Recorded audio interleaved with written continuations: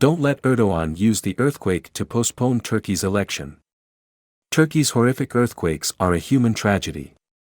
It would be even more tragic if Turkish President Recep Tayyip Erdogan used them as an excuse to postpone the country's scheduled June elections. President Biden and other Western leaders should use their influence to prevent that from happening.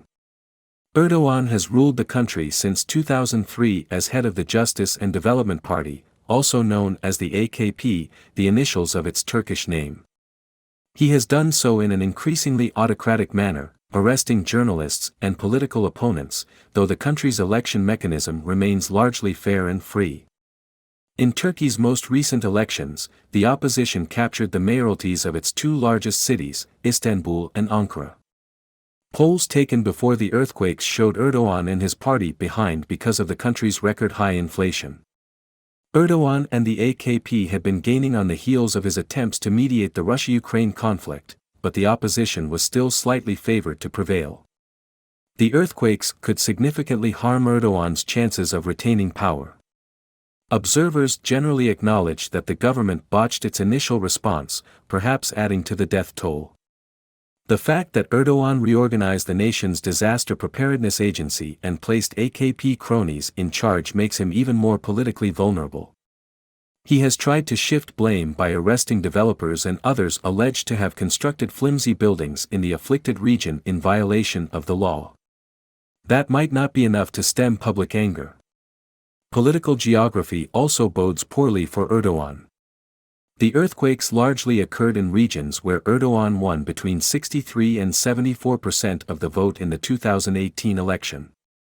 He and the AKP need a large, pro-Erdogan turnout there to stem the opposition's tide. The difficulty in staging an election in these areas, combined with the possibility of a fierce, anti-Erdogan backlash, will make that much harder. This wouldn't be the first time an earthquake shook up Turkish politics.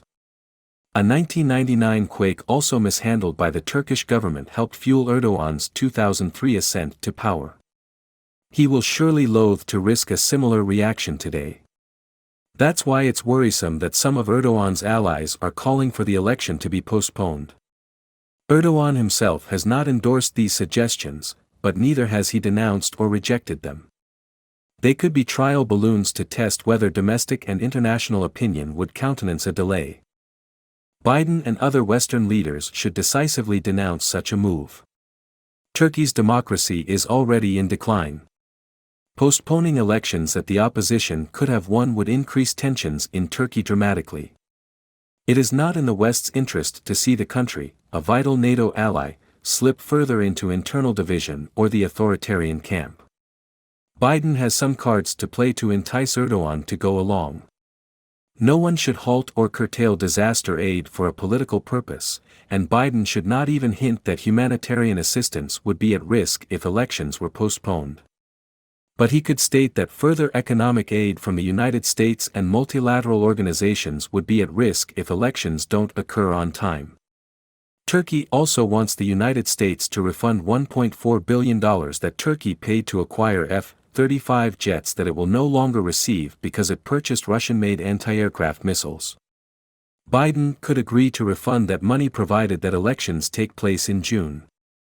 Biden could also offer substantial election assistance to help Turkey stage the vote in the earthquake zone. He could offer the Supreme Election Council what it needs to hold a free and fair vote in a disaster area. This could range from offering technical advice to providing the necessary machines and trained personnel. The United States was able to hold the 2012 presidential vote on time in areas devastated just a week before by Hurricane Sandy. It should be able to help Turkey do the same 4 months from now.